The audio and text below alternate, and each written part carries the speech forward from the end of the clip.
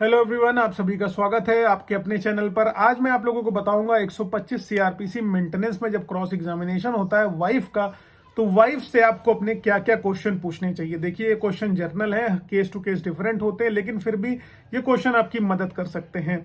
मैं वीडियो पूरा स्टार्ट करूं उससे पहले मेरी हर बार की तरह आप लोगों से रिक्वेस्ट है कि अगर आप लोग चैनल पर नए हैं या पहली बार आ रहे हैं, अभी तक आप लोगों ने इसे सब्सक्राइब नहीं किया तो प्लीज सब्सक्राइब करना। साथ ही साथ एक हम्बल रिक्वेस्ट और है, अगर आप लोग मुझसे पर्सनली बात करना चाहते हैं, किसी मुद्दे पर मेरा लीगल ओपिनियन चाहते हैं, तो आप अपनी अपॉइंटमेंट शेड्यूल कराकर मुझसे बात भी कर सकते हैं। चलिए हम लोग अपना वीडियो स्टार्ट करते हैं। पहला क्वेश्चन वाइफ से यही पूछा जाएगा कि भाई आपकी शादी कब हुई थी, शादी की डेट फिक्स करानी है। कभी कभी क्या होता है कि वाइफ 125 के पिटीशन में कुछ और लिखती हैं, 498 की पिटीशन में कुछ और लिखती है, डीवी में कुछ और लिखती है, तो यहाँ पर कॉन्ट्रोडिक्शन यहाँ पर आप इस चीज से निकाल सकते हैं। अब शादी के बाद डिस्प्यूट कब से स्टार्ट हुआ है, उनसे एग्जैक्ट पूछना है, क्योंकि वो पिटीशन टू पिटीशन डिफरेंट लिखती है, उनका कॉन्ट्राडिक्शन यहां पर निकाल के आपको कोर्ट के सामने रख देना है। अब उनसे पूछिए डिस्प्यूट का रीजन क्या था। डिस्प्यूट का वो जो भी रीजन बताएंगी उस रीजन को सुन लेना है, उसके बाद उसको फिर वहां पर नोट करा देना है। उसके बाद अगला क्वेश्चन पूछना था कि आप जो है लड़ती थी अपने पति से, वो कहेंगे हम नहीं लड़ते थे, लेकिन आपको यहां पर मेंशन करना होगा कि भाई ताली दोनों हाथ से बजती है, अकेले थोड़ी ना बजती है। क्या रीजन रहा है, आप सारा का सारा आरोप तो अपने पति पर लगा दे रही हैं। आपने नहीं लड़ाई की थी, आपने कुछ नहीं बोला था, ऐसे ही लड़ाई स्टार्ट हो गई। ठीक है, यहां पर ये क्वेश्चन पूछना है, फिर वहां पर एग्रेसिव हो जाएंगे। अब आप उनसे पूछिए भाई आप अलग कब से रह रही, डेट फिक्स कराइए।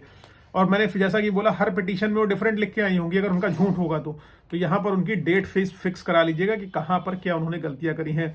अब आप उनसे पूछिए मायके कैसे गई थी, मतलब कहेंगी मायके कैसे गए थे, मतलब फिर उनसे पूछिए मतलब किस ट्रांसपोर्ट से गई थी, भाई आए थे लेने की, कौन आया था लेने के लिए, मतलब गाड़ी से गई थी, बस से गई थी, ट्रक से गई थी, वो जो भी बताएंगे वो आपको सुन लेना है, जर्नल है ये। उसके बाद मायके कब गई, जब ससुराल में झगड़ा हुआ तो।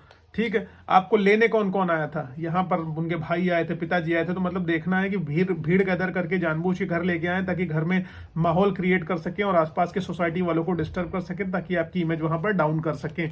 उसके बाद अगला क्वेश्चन पूछना है कि इसके अलावा कि आपने भैया पति के ऊपर कौन कौन से केस कर रखे हैं।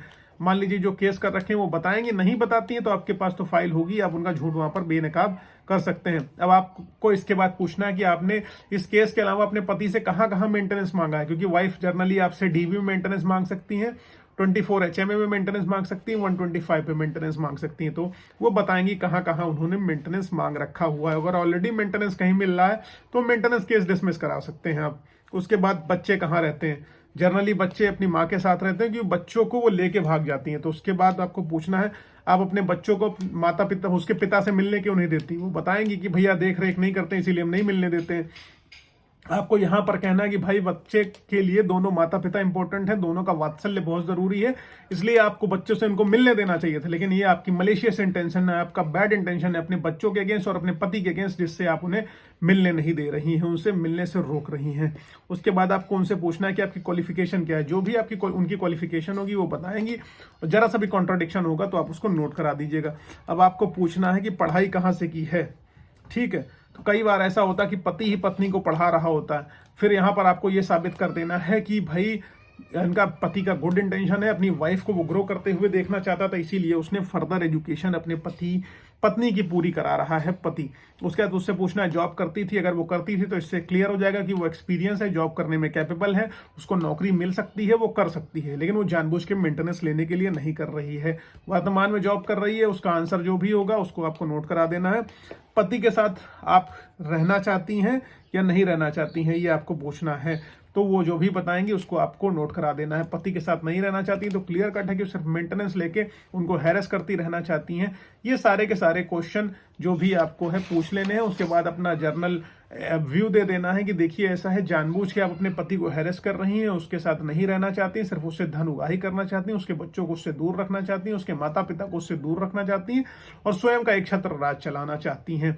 उम्मीद है आपको जानकारी समझ में आई है। अगर समझ में आई है तो प्लीज लाइक शेयर सब्सक्राइब करना, और फेसबुक इंस्टाग्राम ट्विटर पर अभी तक आपने मुझे फॉलो नहीं किया तो आप वहां फॉलो करिएगा। Thank you so much. जय हिंद।